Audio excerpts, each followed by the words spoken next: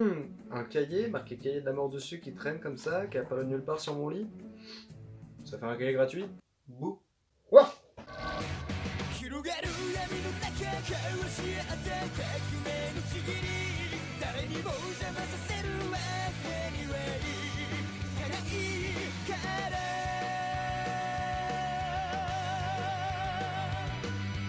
Bonsoir à tous, c'est Gogox et aujourd'hui on parle de Death Note. Death Note est un manga en 13 tomes écrit par Tsugumi Ohba et dessiné par Takeshi Obata. Publié dans le très populaire Shonen Jump de 2003 à 2006, puis publié entre 2007 et 2008 aux éditions Gana en France. L'histoire nous raconte celle de Light Yagami, un étudiant surdoué qui va tomber sur le Death Note, littéralement le cahier de la mort, qui lui permet de tuer la personne dont il écrit le nom dans le carnet. Ce Death Note permet aussi à Light de voir Ryuk, le dieu de la mort à qui appartient le Death Note. Light profitera donc de ce cahier pour tuer des criminels et des personnes ayant commis des délits dans le but de faire régner la justice par lui-même de par la mort. Il va donc prendre l'identité de Kira, le dieu de la mort qui va régner sur le monde et sur la justice. Seulement, Interpol et la police japonaise va commencer à faire des enquêtes sur ce fameux Kira. Et c'est ainsi que va rentrer elle, le détective le plus fort du monde, puisqu'il arrive à résoudre des grosses affaires très complexes tout en restant chez lui. D'ailleurs, personne ne connaît son identité, ni même qui il est, à quoi il ressemble, ni même son nom et son prénom. Ça, c'était un peu nous pendant le confinement, hein. On restait là, on faisait rien et on attendait que ça se passe, voilà. Et bah lui, il résolvait des meurtres. On a une belle bande de feignasses quand même. Et du coup, c'est ainsi que va se jouer ce jeu avec Light qui va devoir tout faire pour continuer d'endosser le rôle de Kira, elle qui va devoir arrêter Kira, ainsi de suite, ainsi de suite. D'ailleurs, à la fin, Wow, pas de spoil. Et si j'en parle, c'est parce que c'est un manga qui est à la fois culte et excellent dans sa manière de voir. C'est un manga qui est très psychologique, on nous plonge vraiment dans la psyché des personnages qui sont très charismatiques, je pense surtout à elle, dont on en saura plus au fur et à mesure des tomes, qui est vraiment incroyable. On a aussi une histoire de perception du bien et du mal, parce que le héros est aussi un anti-héros, un antagoniste, puisque il tue des gens, sauf que on te dit que c'est moral, on te dit que c'est pas moral. C'est assez compliqué, et c'est justement ça qui fait la force de ce manga, c'est qu'on sait pas ce qui est vraiment bien et ce qui est vraiment mal, et c'est à la perception de chacun. Et ça reste un manga qui est vraiment cool et qui est à la fois extrêmement culte de par sa fin et de par son objet culte, le Death Note, qui en soi est un cahier mais qui a tellement de règles et de spécificités et a tellement été bien construit que on ne peut pas en faire abstraction. salut, c'est le Gauthier du montage. Je me rends compte que je ne sais pas parler. Bonne journée. Le manga a très bien marché donc il est normal qu'il y ait eu une adaptation en animé. L'animé dure 37 épisodes et est animé par le studio Madhouse qui est responsable de l'animation de No Game No Life, Hunter x Hunter ainsi que de Sakura Card Captor. Et même High School of the Dead. C'est pas le manga avec les zombies et les boobs. L'animé s'adapte plutôt bien du manga malgré certains détails qui me font tiquer. Premièrement, la fin qui a été modifiée, mais comme j'ai dit ici, no spoil. Et comparé à l'animé, le manga s'enchaîne plutôt rapidement dans les dialogues, dans les situations et tout ça. Ce qui est le problème de l'animé, c'est que l'animé traîne en longueur et nous rajoute des dialogues et des situations dont on n'avait pas vraiment besoin. Ce qui fait défaut à la fois aux personnages en leur rajoutant des dialogues qui ne servent pas à grand chose, ainsi que des scénarios qui se compliquent la tâche pour pas grand chose.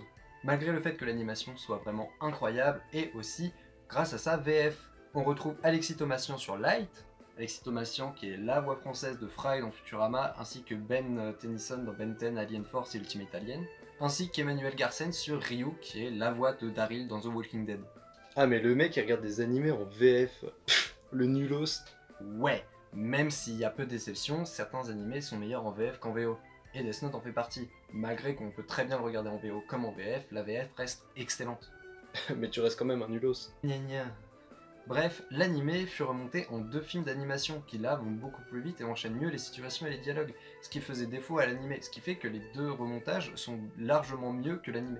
Puis Death Note fut adapté en drama, en 3 films japonais, ainsi qu'en pièces de théâtre. J'aurais trop aimé voir la pièce de théâtre, juste pour voir à quoi ressemble Ryuk en vrai. Alors crois-moi, t'as pas envie de voir ça. Ah bon? Ah putain, mes yeux! Et enfin, pour finir, il faut parler du film Netflix qui est... Attends, mais dis pas que t'as aimé cette merde. Alors là c'est juste non.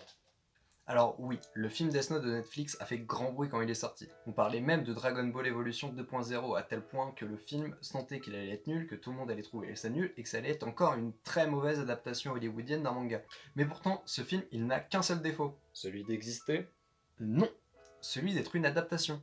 Car si on oublie que le film est une très mauvaise adaptation du manga, il en reste un petit film assez sympathique, avec un très grand effort sur la mise en scène, des acteurs assez corrects, un scénario simple mais efficace, donc il est assez bon. Mais ne me faites pas dire ce que je n'ai pas dit, ça ne reste pas un grand film, ça reste un petit film, genre si t'as rien à voir ce soir, et bah mate-le, tu verras par toi-même ce que c'est.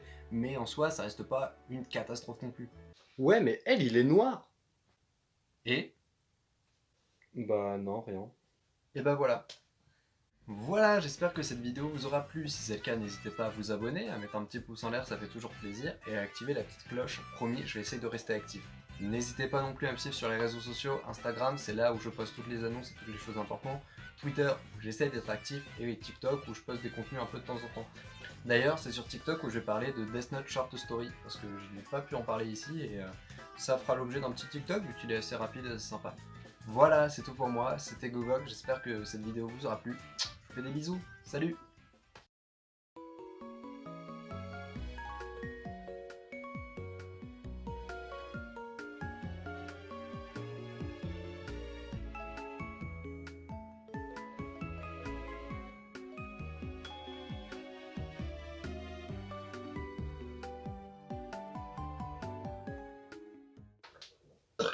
Oh, il est beau lui.